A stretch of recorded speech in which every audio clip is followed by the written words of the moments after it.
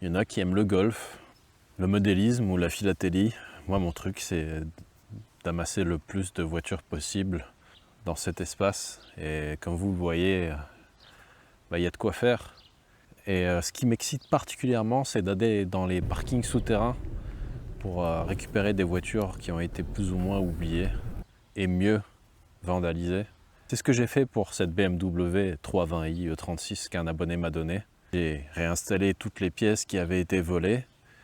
Et puis je me suis dit, tiens, ça serait marrant de faire 300 km d'un coup comme ça, sans vérifier grand chose dessus. La seule pièce que j'avais pas, évidemment, c'était la vitre qui avait été cassée. 7 degrés 5 là, donc c'est nickel, hein.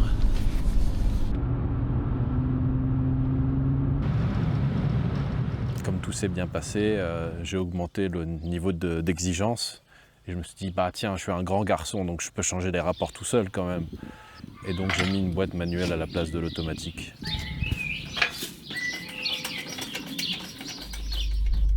Ça aussi, ça s'est bien passé. Alors je me suis mis en tête de la rendre jolie. Et c'est l'objectif de cet épisode.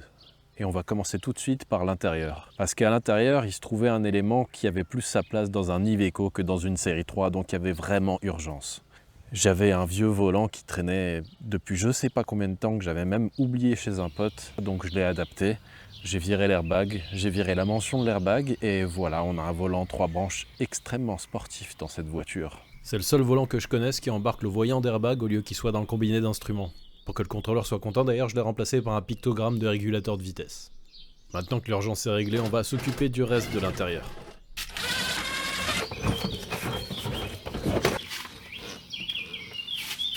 On a droit ici à la version la plus basique possible. Tissu noir rêche et surtout biodégradable, panneau de porte en décomposition, ciel de toit décollé et revêtement de l'occultant de tout ouvrant absent. Il y a de quoi faire.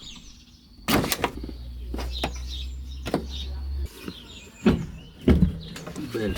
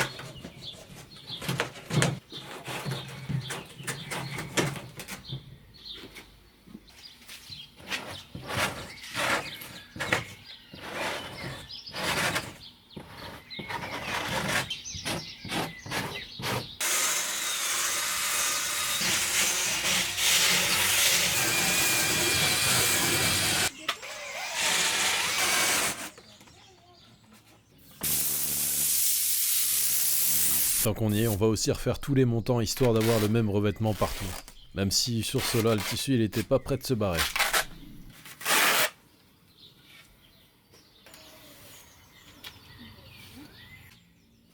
La plage arrière, si vous avez envie de la refaire, je vous conseille de recouvrir par-dessus le tissu d'origine. C'est ce que j'aurais dû faire et j'aurais gagné 1 heure de ma vie.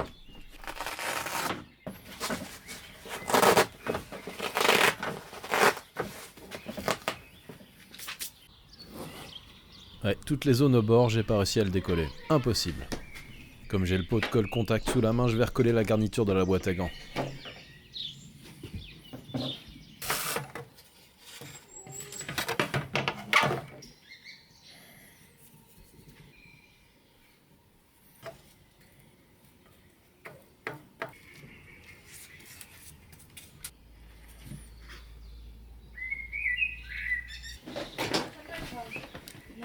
Là, c'est pas le moment de mégoter sur les serre-joints. J'y suis pas allé de main morte.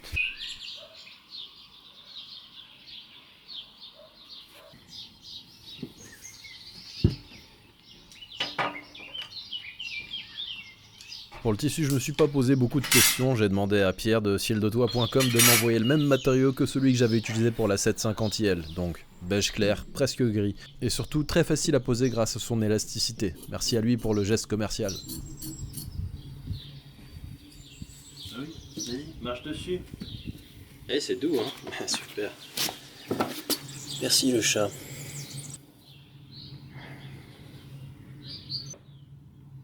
Tranquille ?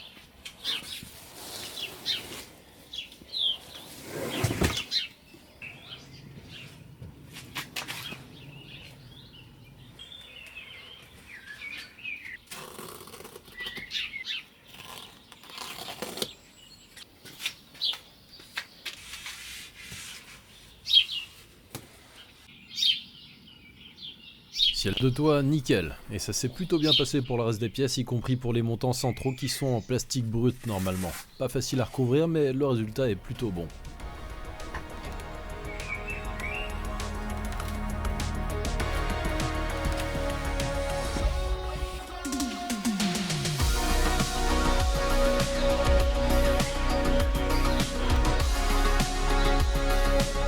Comme la plage arrière a été déposée, j'ai pu remarquer que les membranes des enceintes étaient mortes. Je les ai remplacées.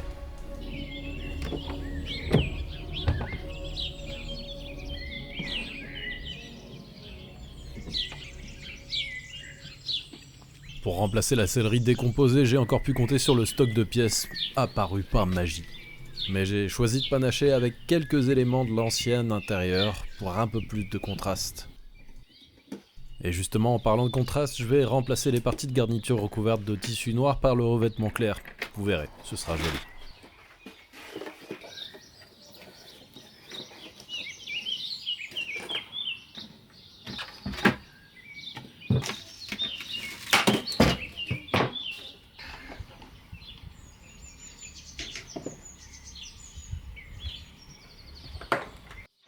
Pour le panneau passager, j'ai dû réparer et renforcer à pas mal d'endroits parce que c'est du genre fragile à pas aimer la chaleur pendant 30 ans, on dirait. Donc grille de renfort sur les cassures et fissures, colle époxy et c'est de nouveau solide et en un seul morceau. Prêt à recevoir le revêtement neuf.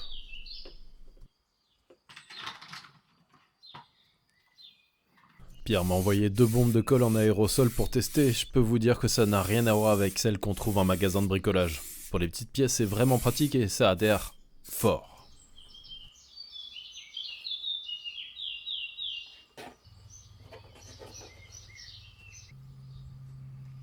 Plus tôt, je vous ai dit que j'avais mêlé les pièces de l'ancienne sellerie et de celles de remplacement. Pour éviter d'être noyé par un déluge de gris, je vais donc habiller les coques noires avec les coussins clairs.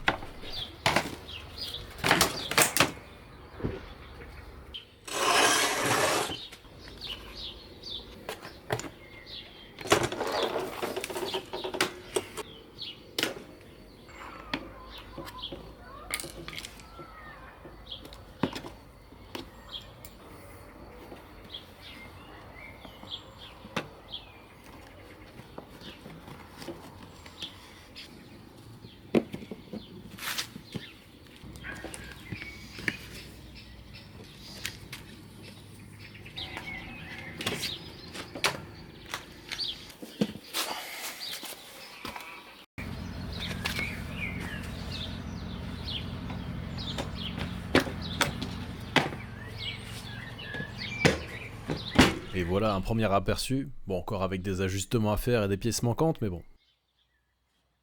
Ça change de la configuration de départ, non?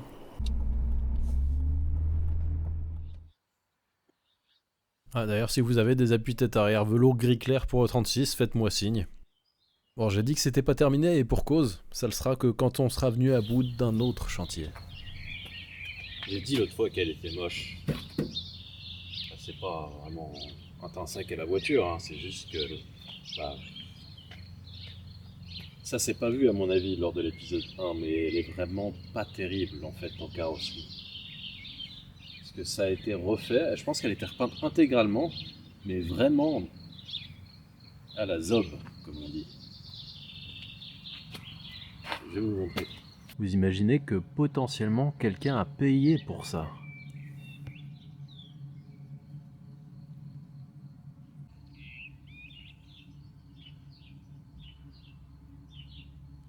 Ils ont aussi repeint tous les plastiques qui étaient noirs en gris. Ça a été plus ou moins bien fait, mais bon, après il s'est passé des choses apparemment. Il y a aussi des retouches malheureuses à certains endroits, comme ici. Là, il y a aussi des endroits qui ont été mastiqués et mal préparés avant la peinture. Là, il aurait fallu de l'après-garnissant. C'est pas le seul, hein. Il y en a un autre là. Et là aussi. Les lavants, je sais pas s'il faut rire ou pleurer quand on voit ce qu'ils ont fait. Parce que on pourrait croire comme ça que les dégâts sont apparus après, qu'il y a eu une collision malheureuse, mais non. Non, c'est mastiqué par-dessus les dégâts et... Bah c'est pas terrible. Ils ont aussi essayé de sauver la calandre, mais c'était pas une bonne idée apparemment. Parce qu'elle est tordue de partout. Et puis, ouais. Non, ça va pas, hein. Et vous avez pas vu les bas de caisse encore. Enfin bon. Malgré tous ses défauts, elle présente l'immense avantage de pas être rouillée. Ça compte.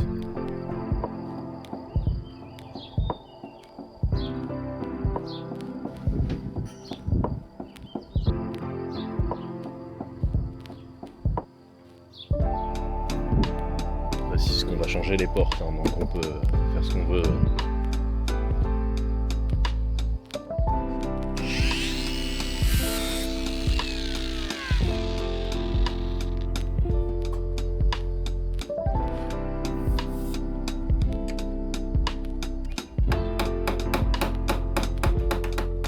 Bon là il va falloir quand même une grosse motivation, donc on va changer de registre musical pour quelque chose de plus enjoué.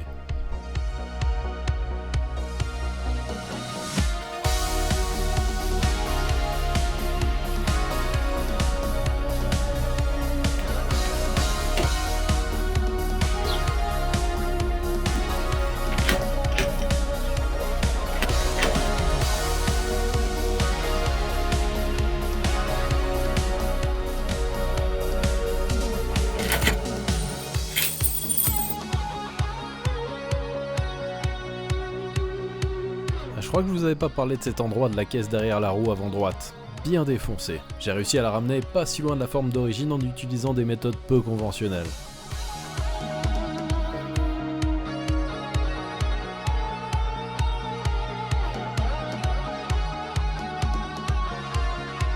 Bon, évidemment après il a fallu reboucher tous les trous.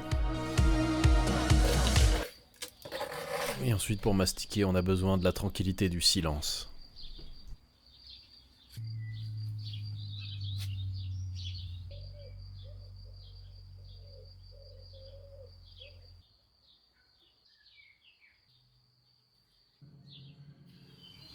Bon, dans l'ensemble, c'est pas mal du tout. Il y a quelques manques, mais ça, c'est pas un souci. Et l'épaisseur est vraiment faible. Je vais devoir ressortir le circlot parce qu'en fait, ici, il y a un creux assez important. J'aime bien utiliser le réglé pour ça. Ça. Là, on voit bien que ça va pas. Donc il y a un creux là et est-ce qu'il y a un truc juste à côté là, pareil. Ouais, bah c'est logique, hein. C'est enfoncé là et ici ça fait l'inverse. Donc je vais déjà ramener ça. On va voir comment ça se comporte.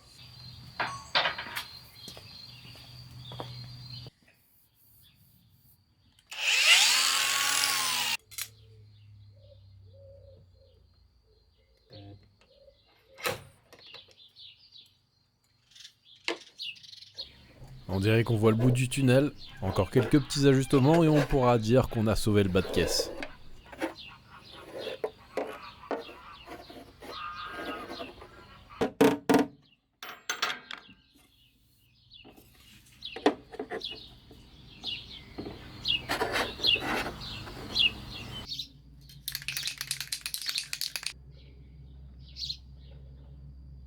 J'ai bien conscience que c'est pas parfait, mais on peut se rappeler l'état de départ et aussi le fait qu'on voit jamais la voiture sous cet angle en temps normal.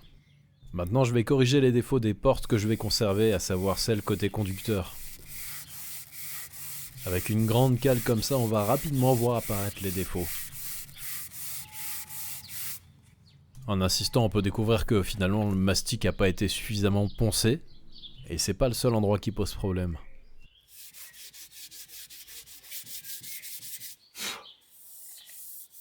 Ça reste heureusement des défauts très légers, donc je vais tenter de corriger ça avec un peu de mastic.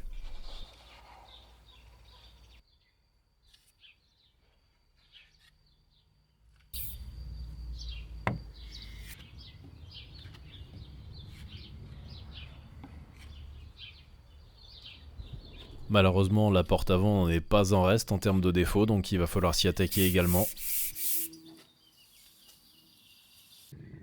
Vu mon niveau de performance et le nombre de défauts à corriger, ce ne sera pas qu'une seule passe de mastic, mais un certain nombre.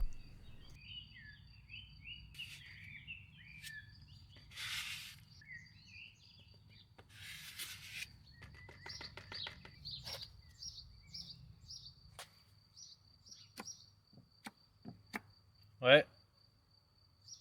Ouais. Mais ouais.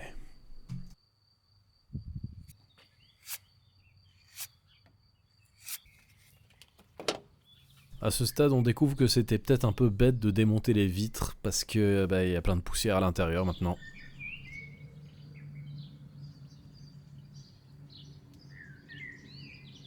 Mais là, en passant la main, je sens plus de défauts, donc on va être bon pour l'après. Sauf qu'on a d'autres portes dont on va devoir s'occuper. Et celles de remplacement côté droit sont bien meilleures, mais pas parfaites non plus. Sachant que de toute façon, elles vont être peintes, je vais les mettre à nu.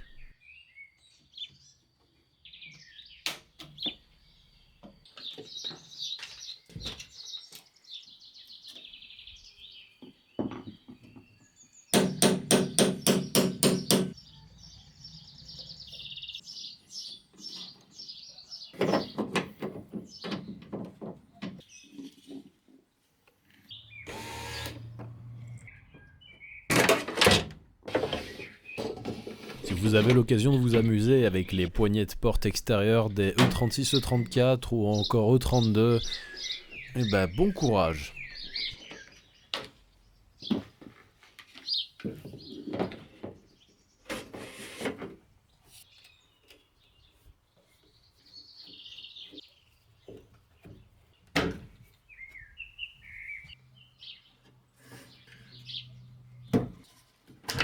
Voilà, on a fini de démonter les éléments de la porte avant, il nous reste à faire la même chose sur la porte arrière.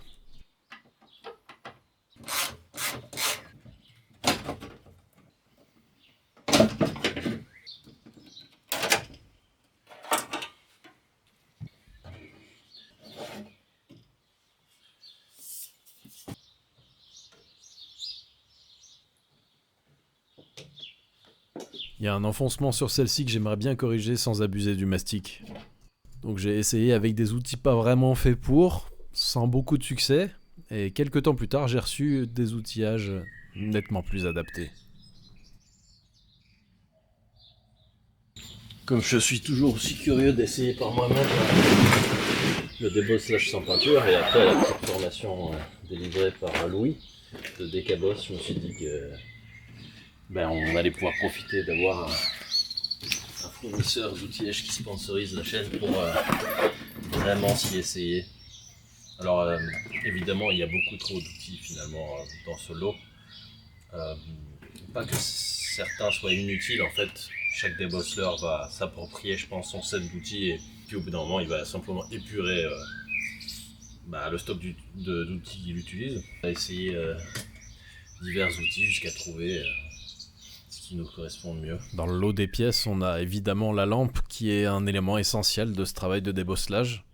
Et après quelques essais, voilà ce à quoi je suis arrivé. C'est pas génial, c'est loin d'être parfait, mais dans un travail de carrosserie qui implique qu'on va repeindre, c'est pas très grave. Mais c'est déjà beaucoup mieux en termes de mastic à utiliser. Bon, je montre pas trop ce que je fais pour le moment parce que je suis en pleine découverte encore et donc c'est long et pas très instructif. J'y reviendrai après avoir un peu plus pratiqué. Nous, il faut qu'on avance sur le reste du chantier et comme vous pouvez le voir, il y a de quoi s'occuper. Je sais que ce pare-choc correspond à des E36 un peu plus récentes, mais comme j'ai pas réussi à en retrouver, on va s'en contenter.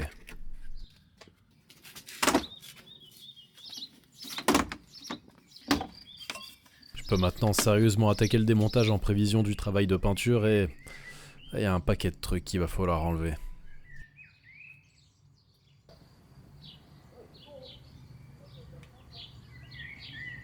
La calandre est complètement naze, donc elle fait partie des pièces à déposer et c'est une vraie plaie à faire sur ces toutes premières E36.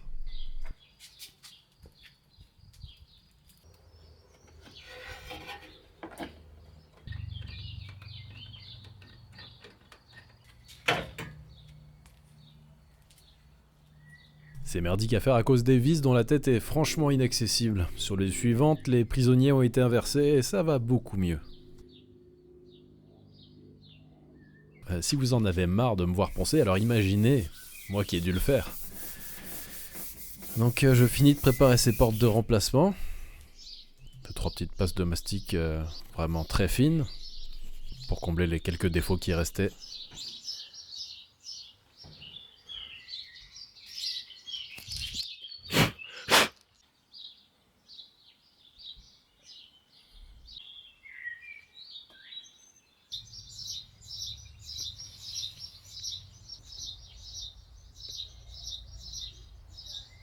On a toujours l'impression qu'il y a énormément de mastic et puis au final, une fois poncé, vous voyez bien que les défauts étaient minimes.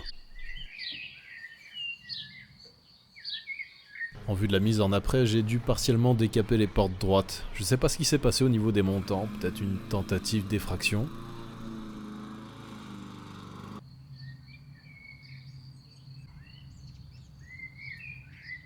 Vous vous êtes peut-être dit au moment de me voir refaire le bas de caisse que j'avais oublié la partie la plus défoncée à l'avant. C'est parce que c'est solidaire de l'aile qui ressemble à un terrain de crosse. Je vais simplement la remplacer par une neuve. L'occasion d'aborder le sujet de Mécatechnique qui m'a fourni ce panneau ainsi qu'un wagon d'autres pièces pour ce projet et pour un autre que j'aurai l'occasion de détailler dans de futurs épisodes. Comme il distribue pas mal de pièces VAG, BMW E30, E46 et évidemment E36, en alternative à l'origine et notamment pour des upgrades performance, ça pourrait vous intéresser si vous connaissez pas déjà. En attendant, je peux déjà vous faire profiter du code promo qu'ils ont mis en place pour nous. Donc SLGX Mecha. Je vous ai mis ce qu'il faut en description, au cas où. Allez, on avance, il est enfin temps de se débarrasser des portes en tôle ondulée. C'est là que la voiture commence à plus ressembler à grand chose, mais il faut bien passer par là.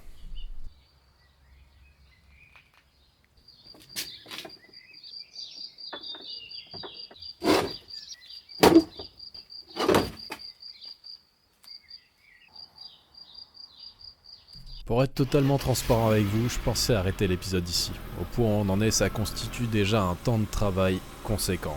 Donc j'ai sorti la voiture pour tourner ce que je pensais être la scène de fin, sauf que ça me convenait pas de m'arrêter là finalement. Bon, après, c'est toujours marrant de faire un petit tour sans les portes. C'est moins cher qu'une BMW Z1.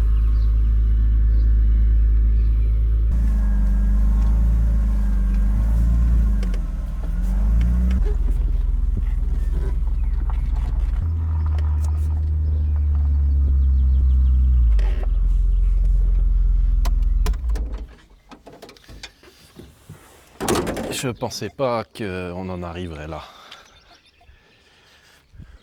Oui, parce que comme d'habitude, j'avais annoncé 2 épisodes. Non, c'est pas possible en fait, vu la quantité de travail. Et encore, je me suis raisonné, j'ai réussi à m'abstenir de toucher au capot, au toit et au coffre. Il y en a qui vont dire, bah c'est con, il fallait faire une peinture complète à ce compte-là. Et en fait, ça a l'air de rien comme ça, mais c'est pas rien du tout justement de préparer ça en plus pour de la peinture. Il y en a encore pour des heures. Donc on va se cantonner à ce qui était réellement abîmé, et ce qui fera vraiment une différence à la fin, avec tout ce qui est manquant sur la voiture et que je vais devoir remonter avant la mise en après et la mise en peinture, avant d'attaquer le remontage. Bordel, ça va être long. Elle avait l'air en bon état, mais c'était du maquillage, quoi.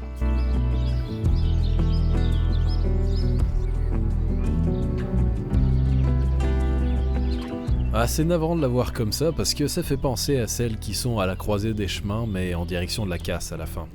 Alors on va se dépêcher de lui rendre sa superbe histoire d'oublier cette éventualité.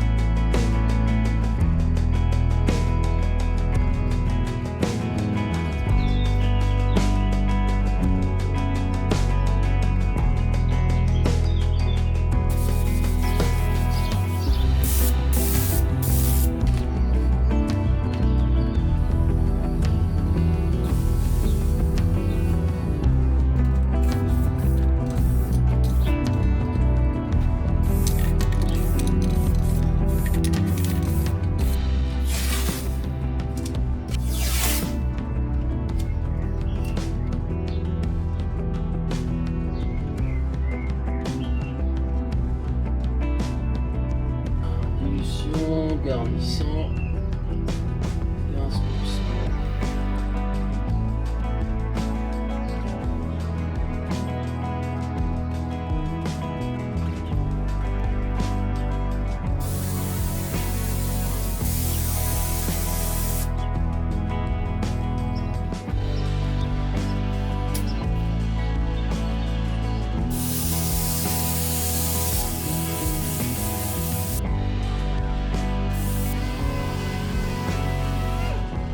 Il a fallu que je ponce également tout le bas de caisse de ce côté pour supprimer la texture du revêtement anti-gravier. J'ai chaud, bordel.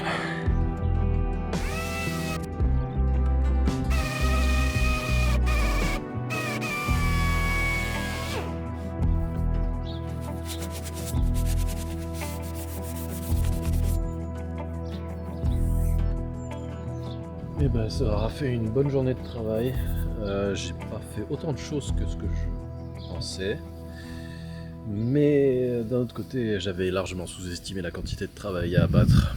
J'ai 2-3 endroits comme ça que j'ai mastiqué, que je vais devoir poncer, mais il va falloir que je pose des joints en mousse. J'ai aussi préparé ça. Il va falloir pas mal de couches d'après sur celui-là parce qu'il y a quand même pas mal de défauts.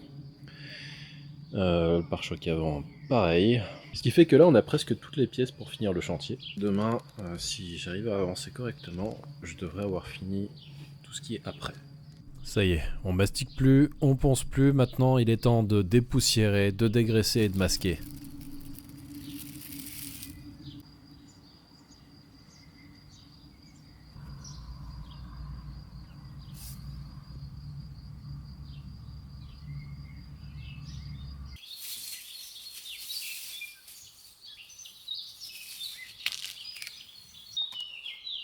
Si vous vous trouvez un peu palo, quelques jours de ponçage en extérieur, ça vaut bien 2 semaines dans les Caraïbes.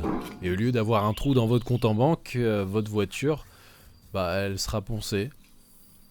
Hein, bah si vous avez besoin d'autres astuces, n'hésitez pas. Hein. Pouah, qu'est-ce que ça tape! Allez, il est 14h.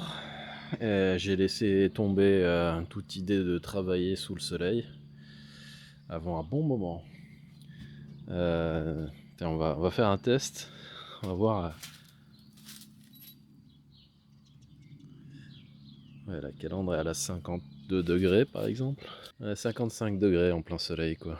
On va attendre un peu avant de peindre hein, parce que. Ouh, là le qui est noir. 64 degrés. Heureusement, plus tard dans l'après-midi, j'ai été sauvé par les nuages.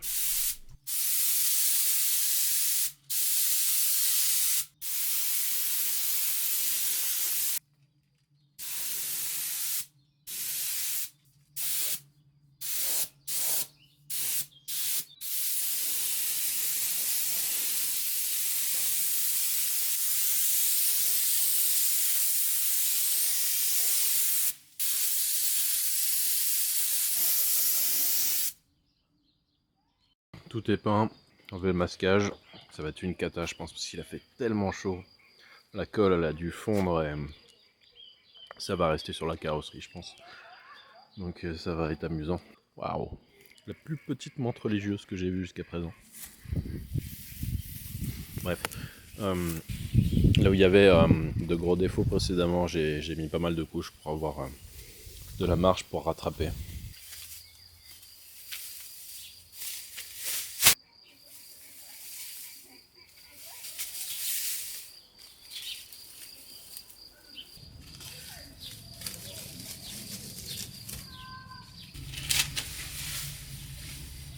Eh ben, ça a été beaucoup de travail, mais ça fait quand même du bien d'avoir un petit peu d'uniformité dans les teintes. L'étape suivante, c'est de poncer tout ça, encore, et puis préparer de nouveau tout pour la peinture. Ouais. C'est pas fini. Mais ce sera pour la prochaine fois, et on va aller vitesse grand V, parce qu'il y a encore tellement de choses à faire sur cette voiture qu'en un épisode... Voilà, là c'est le bon moment de stopper pour cet épisode. Tout est en après. Je vais avoir la journée pour poncer tout ça et puis préparer pour la peinture et le vernis. Et on va savoir si j'arrive à maintenir le niveau de qualité atteint hier, c'est-à-dire celui qui consiste à ne pas faire de coulure. Vous savez à quel point ça tiendrait du miracle de ma part, mais on ne sait jamais sur un malentendu. Donc, à la prochaine avec celle-ci. Ciao.